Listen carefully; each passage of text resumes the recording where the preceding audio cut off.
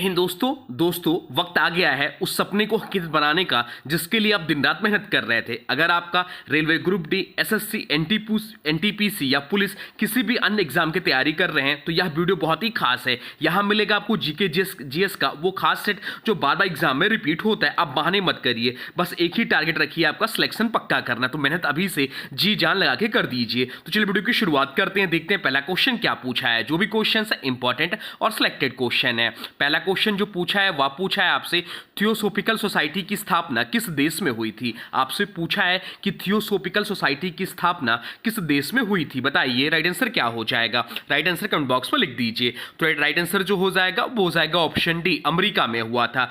Theosophical society की स्थापना कब हुई थी, तो यह हुई थी 1875 में। 1875 में हुई थी। कहां पर हुई थी, तो अमेरिका में हुई थी। थियोसॉफिकल सोसाइटी की स्थापना जो हुई थी वह 1875 में अमेरिका के न्यूयॉर्क में की गई थी। इसके संस्थापक थे madam Annie Besant, colonel Henry Steel Olcott, madam Helena Blavatsky. इस संस्था का मुख्य उद्देश्य था मानवता की एकता और मातृत्व की भावना फैलाना, पूर्वी दर्शन और आध्यात्मिक ज्ञान का प्रचार करना और विज्ञान, धर्म और दर्शन के बीच सामंजस्य स्थापित करना। बाद में 1882 में इसका मुख्यालय भारत के चेन्नई में स्थापित किया गया, जिसे आज भी अडियार थियोसॉफिकल सोसाइटी कहा जाता है। अब चलते हैं अगले प्रश्न की ओर, देखते हैं अगला प्रश्न क्या पूछा है आपसे। अगला प्रश्न पूछा है वह पूछा है चार मीनार का निर्माण निम्नलिखित में से किस राजवंश द्वारा किया गया था।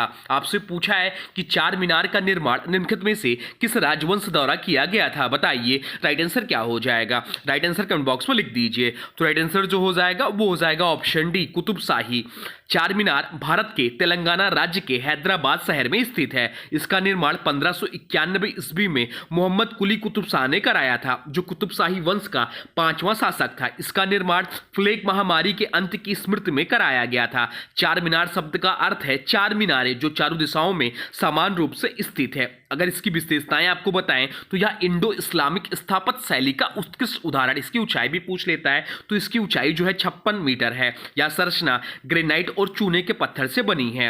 अब चलते हैं अगले प्रश्न की ओर, देखते हैं अगला प्रश्न क्या पूछा है आपसे। अगला प्रश्न जो पूछा है वह पूछा है भारतीय संविधान के किस अनुच्छेद के तहत मौलिक कर्तव्यों का उल्लेख किया गया है। आपसे पूछा है कि भारतीय संविधान के किस अनुच्छेद के तहत मौलिक कर्तव्यों का उल्लेख किया गया है, चलिए बताइए राइट आंसर क्या हो जाएगा। राइट आंसर हो जाएगा ऑप्शन ए, अनुच्छेद 51 इस प्रश्न का राइट आंसर हो जाएगा। मौलिक कर्तव्यों का प्रावधान भारतीय संविधान में 42वें संविधान संशोधन अधिनियम 1976 के माध्यम से जोड़ा गया था। यह भाग 4A में जोड़े गए हैं, जिसमें केवल एक अनुच्छेद 51 है। प्रारंभ में इनकी संख्या 10 थी। बाद में 6वें संविधान संशोधन 2002 द्वारा एक और कर्तव्य जोड़ा गया, जिसमें अब मौलिक कर्तव्यों की कुल संख्या 11 हो गई। अनुच्छेद 51 जो है नागरिकों के लिए 11 कर्तव्यों का वर्णन करता है। अब चलते हैं अगले प्रश्न की ओर, देखते हैं अगला प्रश्न क्या पूछा है आपसे। अगला प्रश्न जो पूछा है वह पूछा है 2 ओलंपिक पदक जीतने वाली पहली भारतीय महिला कौन सी थी। बहुत ही ज्यादा इंपॉर्टेंट प्रश्न है यह। आपसे पूछा है कि 2 ओलंपिक पदक जीतने वाली पहली भारतीय महिला कौन थी, चलिए बताइए राइट आंसर क्या हो जाएगा। राइट आंसर कमेंट बॉक्स में लिख दीजिए। राइट आंसर हो जाएगा ऑप्शन सी, पीवी सिंधु इस प्रश्न का राइट आंसर हो जाएगा। पीवी सिंधु भारत की पहली महिला खिलाड़ी हैं जिन्होंने 2 ओलंपिक पदक जीते हैं। रजत पदक जीता रियो ओलंपिक 2016 में और कांस्य पदक जीता टोक्यो ओलंपिक 2020 में। यह बैडमिंटन खिलाड़ी हैं और अपने अद्भुत प्रदर्शन से भारत को कई अंतर्राष्ट्रीय पदक दिला चुकी हैं। अब चलते हैं अगले प्रश्न की ओर, देखते हैं अगला प्रश्न क्या पूछा है आपसे। अगला प्रश्न जो पूछा है वह पूछा है निम्नलिखित में से किस भारतीय खिलाड़ी ने एस अगेंस्ट ऑड्स शीर्षक से आत्मकथा लिखी है, बताइए राइट आंसर क्या हो जाएगा। राइट आंसर कमेंट बॉक्स में लिख दीजिए। राइट आंसर हो जाएगा ऑप्शन ए, सानिया मिर्जा। सानिया मिर्जा इस प्रश्न का राइट आंसर हो जाएगा। एस अगेंस्ट ऑड्स भारतीय टेनिस स्टार सानिया मिर्जा की आत्मकथा है। यह पुस्तक 2016 में प्रकाशित हुई थी। इसमें सानिया मिर्जा ने अपने खेल जीवन की संघर्षपूर्ण यात्रा, चुनौतियां, उपलब्धियां और व्यक्तिगत अनुभव साझा किए हैं। बाकी विकल्पों की बात करें तो साइना नेहवाल, इनकी आत्मकथा शीर्षक है playing to win. Playing to win जो है साइना नेहवाल की आत्मकथा है। पीवी सिंधु, उन्होंने अब तक कोई आत्मकथा नहीं लिखी है। हिमा दास, इन्होंने भी अभी तक कोई आत्मकथा नहीं लिखे पर हिमा दास जिन्हें ढींग एक्सप्रेस कहा जाता है। अब चलते हैं अगले प्रश्न की ओर, देखते हैं अगला प्रश्न क्या पूछा है आपसे। अगला प्रश्न जो पूछा है वह पूछा है संस्कृत कवि हरिसेन ने किस राजा के सम्मान और प्रशंसा में प्रयाग प्रशस्ति लिखी थी। आपसे पूछा है कि संस्कृत कवि हरिसेन ने किस राजा के सम्मान और प्रशंसा में प्रयाग प्रशस्ति लिखी थी। चलिए बताइए राइट आंसर क्या हो जाएगा। राइट आंसर कमेंट बॉक्स में लिख दीजिए। राइट आंसर हो जाएगा ऑप्शन डी समुद्रगुप्त। इस प्रश्न का राइट आंसर हो जाएगा। हरिसेन गुप्तकालीन संस्कृत कवि और राजदरबारी विद्वान थे। उन्होंने प्रसिद्ध प्रयाग प्रशस्ति की रचना की थी जो समुद्रगुप्त की वीरता, दानशीलता और विजयों का वर्णन करती है। यह अभिलेख इलाहाबाद, जो कि जिसका अब नाम प्रयागराज हो गया है, के अशोक स्तंभ पर अंकित है। इसे भारत का नेपोलियन कहे जाने वाले समुद्रगुप्त के शासनकाल की सबसे महत्वपूर्ण ऐतिहासिक जानकारी का स्रोत माना जाता है। अब चलते हैं अगले प्रश्न की ओर, देखते हैं अगला प्रश्न क्या पूछा है आपसे। अगला प्रश्न पूछा है निम्नलिखित में से कौन 1983 के विश्व कप में भारतीय क्रिकेट टीम का कप्तान था। आपसे पूछा कि निम्नलिखित में से कौन 1983 के विश्व कप में भारतीय क्रिकेट टीम का कप्तान था। चलिए बताइए राइट आंसर क्या हो जाएगा। राइट आंसर कमेंट बॉक्स में लिख दीजिए। राइट आंसर हो जाएगा ऑप्शन डी ऑप्शन डी नहीं ऑप्शन ए, ऑप्शन बी इस प्रश्न का राइट आंसर हो जाएगा कपिल देव। कपिल देव इस प्रश्न का राइट आंसर हो जाएगा। कपिल देव भारत के 1983 क्रिकेट विश्व कप के कप्तान थे। उनके नेतृत्व में भारत ने पहली बार विश्व कप जीता, फाइनल में वेस्ट इंडीज को हराकर। फाइनल मैच 25 जून 1983 को लॉर्ड्स लंदन में खेला गया। यह जीत भारतीय क्रिकेट इतिहास का स्वर्णिम क्षण माना जाता है जिसने देश में क्रिकेट को लोकप्रियता की नई ऊंचाइयां दी। बाकी जो महेंद्र सिंह धोनी की बात करें तो उन्होंने 2011 जिसमें भारत ने ओडीआई वर्ल्ड कप जीता था उसकी कप्तानी की थी, विश्व कप में भारत की जीत दिलाई थी। महेंद्र अमरनाथ की बात करें तो ये उप कप्तान थे 1983 के वर्ल्ड कप में और शानदार ऑलराउंडर थे। फाइनल मैच में इन्हें मैन ऑफ द मैच पुरस्कार मिला था। अब चलते हैं अगले प्रश्न की ओर, देखते हैं अगला प्रश्न क्या पूछा है आपसे। अगला प्रश्न पूछा है 2011 की जनगणना के अनुसार भारत का जनसंख्या घनत्व कितना था। आपसे पूछा कि 2011 की जनगणना के अनुसार भारत का जनसंख्या घनत्व कितना था। बताइए राइट आंसर क्या हो जाएगा।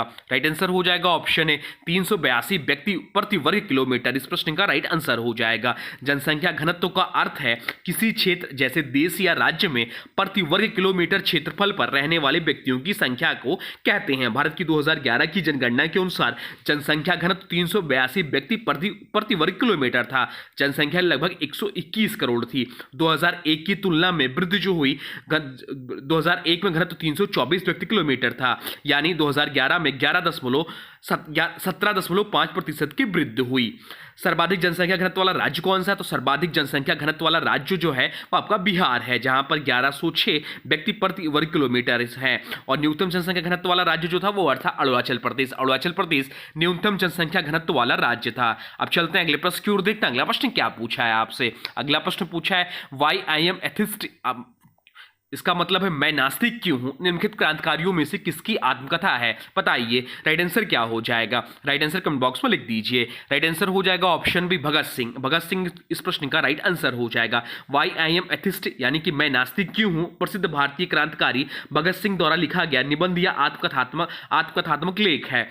इसे उन्होंने 1930 में लाहौर सेंट्रल जेल में रहते हुए लिखा था। इसमें भगत सिंह ने बताया कि उन्होंने ईश्वर में विश्वास क्यों नहीं किया और कैसे विज्ञान, तर्क और मानवता और उन्होंने सर्वोच्च माना। यह लेख भारतीय स्वतंत्रता आंदोलन के विचारों और वैचारिक साहस का प्रतीक है।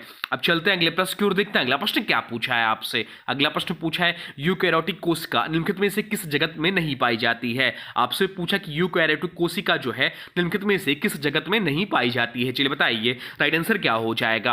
राइट आंसर हो जाएगा ऑप्शन डी मोनेरा। इस प्रश्न का राइट आंसर हो जाएगा। यूकैरियोटिक कोशिकाएं वह कोशिकाएं होती हैं जिनमें एक वास्तविक झिल्लीबद्ध नाभिक होता है और झिल्लीबद्ध कोशिकांग जैसे माइटोकॉन्ड्रिया, गोल्गी बॉडी और आदि उपस्थित होते हैं। ये कोशिकाएं प्रोटिस्टा, कवक पादप और प्राणी जगतों में पाई जाती हैं, जबकि मोनेरा जगत जिसमें बैक्टीरिया और नीला हरित शैवाल शामिल हैं की कोशिकाएं प्रोक्रियोटिक होती हैं। इसमें नाभिक झिल्लीबद्ध नहीं होता और वास्तविक कोशिकांग अनुपस्थित रहते हैं। अब चलते हैं अगले प्रश्न की ओर, देखते हैं अगला प्रश्न क्या पूछा है आपसे। अगला प्रश्न जो पूछा है वह पूछा है 1875 में स्थापित निम्नलिखित में से कौन सा संगठन मूर्ति पूजा का विरोध करता है। आपसे पूछा कि 1875 में स्थापित निम्नलिखित में से कौन सा संगठन मूर्ति पूजा का विरोध करता है? बताइए राइट आंसर क्या हो जाएगा। राइट आंसर कमेंट बॉक्स में लिख दीजिए। राइट आंसर हो जाएगा ऑप्शन सी, आर्य समाज इस प्रश्न का राइट आंसर हो जाएगा। आर्य समाज की स्थापना स्वामी दयानंद सरस्वती ने की थी। किसने की थी आर्य समाज की स्थापना? तो आर्य समाज की स्थापना जो की थी वह स्वामी दयानंद सरस्वती ने की थी। स्वामी दयानंद सरस्वती ने की थी। 1875 बॉम्बे मुंबई में की थी। इसका मुख्य उद्देश्य था वैदिक धर्म की पुनः स्थापना, मूर्ति पूजा, अंधविश्वास, जाति प्रथा, बाल विवाह आदि का विरोध, सत्य, वेद और ईश्वर की एकता का प्रचार। स्वामी दयानंद का प्रसिद्ध नारा था वेदों की ओर लौटो। अब चलते हैं अगले प्रश्न की ओर, देखते हैं अगला प्रश्न क्या पूछा है आपसे। अगला प्रश्न जो पूछा है वह पूछा है निम्नलिखित में से किसे गुरुदेव रविन्द्रनाथ टैगोर ने क्वीन ऑफ कथक की उपाधि दी थी? आपसे पूछा कि निम्नलिखित में से किसे गुरुदेव रविन्द्रनाथ टैगोर ने क्वीन ऑफ कथक की उपाधि दी थी? चलिए बताइए राइट आंसर क्या हो जाएगा। राइट आंसर कमेंट बॉक्स में लिख दीजिए। बताइए राइट आंसर क्या हो जाएगा। महत्वपूर्ण प्रश्न है और दिल्ली पुलिस के एग्जाम में पूछा गया प्रश्न है, तो इसका राइट आंसर हो जाएगा ऑप्शन डी, सितारा देवी। सितारा देवी भारत की प्रसिद्ध कथक नृत्यांगना थी। उन्हें उनके अद्भुत नृत्य कौशल और मंच प्रदर्शन के लिए गुरुदेव रविन्द्रनाथ टैगोर ने क्वीन ऑफ कथक की उपाधि दी थी। टैगोर ने उन्हें यह उपाधि 1930 के दशक में शांति निकेतन में प्रदर्शन के बाद दी थी। सितारा देवी को भारत बाद में पद्मश्री 1973, संगीत नाटक अकादमी पुरस्कार 1969 जैसे सम्मान भी मिले। वह कथक की बनारस घराने से संबंधित थी। अब चलते हैं अगले प्रश्न की ओर, देखते हैं अगला प्रश्न क्या पूछा है आपसे। अगला प्रश्न जो पूछा है वह पूछा है कांग्रेस ने 1929 में किस स्थान पर अपने अधिवेशन में पूर्ण स्वराज के प्रस्ताव की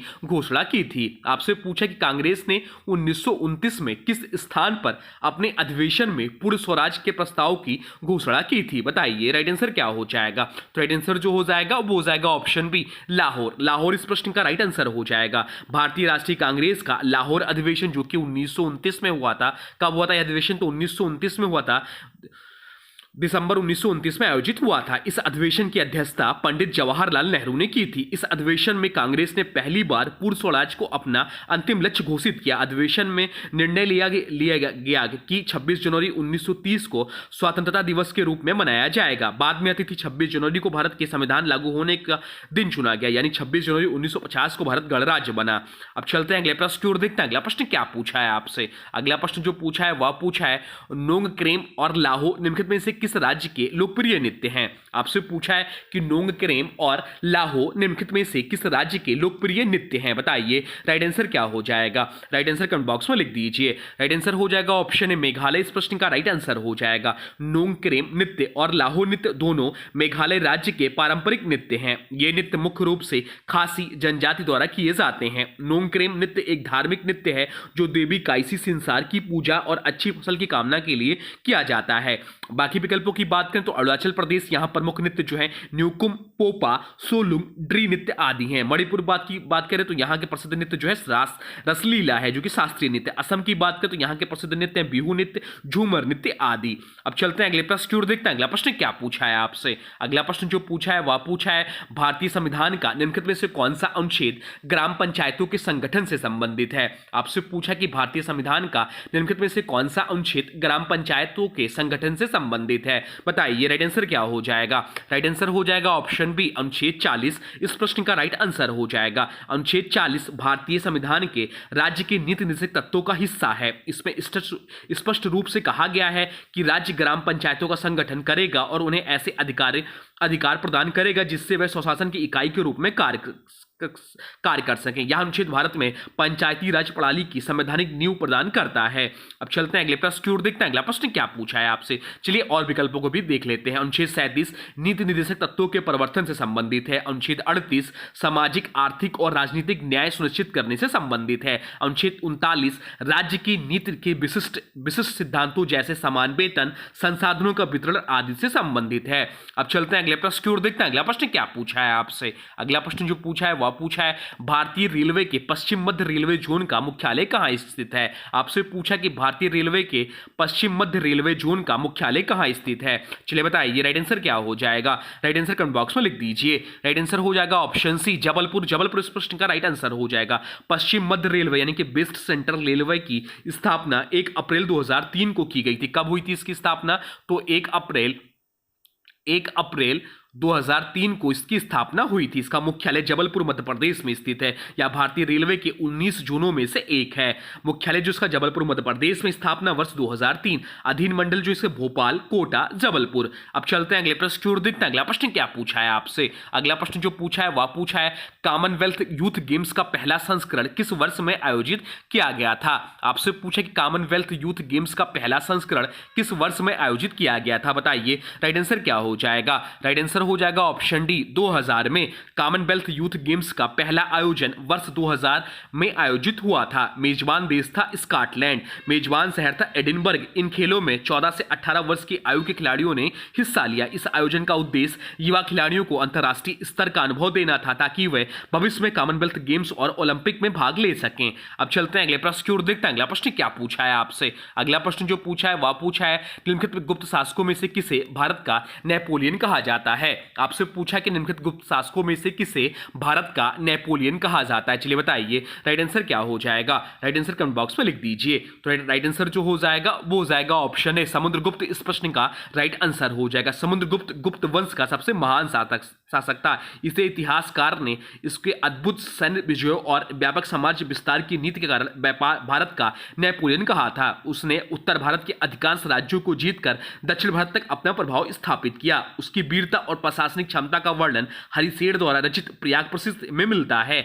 अब चलते हैं अगले प्रश्न की ओर, देखते हैं अगला प्रश्न क्या पूछा है आपसे। अगला प्रश्न जो पूछा है वह पूछा है निम्नलिखित में से किस क्रिकेटर ने सिक्स मशीन शीर्षक से एक आत्मकथा लिखी है। आपसे पूछा कि निम्नलिखित में से किस क्रिकेटर ने सिक्स मशीन शीर्षक से एक आत्मकथा लिखी है, बताइए। राइट आंसर क्या हो जाएगा? राइट आंसर हो जाएगा ऑप्शन है क्रिस गेल ने। Six machine I don't like cricket I love it प्रसिद्ध West Indies cricketer Chris Gayle की आत्मकथा है। यह पुस्तक 2016 में प्रकाशित हुई थी। इसमें गेल ने अपनी जीवन के संघर्षों, कैरिबियन पृष्ठभूमि, क्रिकेट कैरियर, विवादों और अपने छक्कों के तूफान वाले अंदाज का वर्णन किया है। सिक्स मशीन नामक उनके विशाल छक्कों और आक्रामक बल्लेबाजी शैली को दर्शाता है। बाकी विकल्पों की बात करें तो सेन वान, इनकी आत्मकथा का नाम नो स्पिन है। रिकी पॉन्टिंग, इनकी आत्मकथा at the close of play है।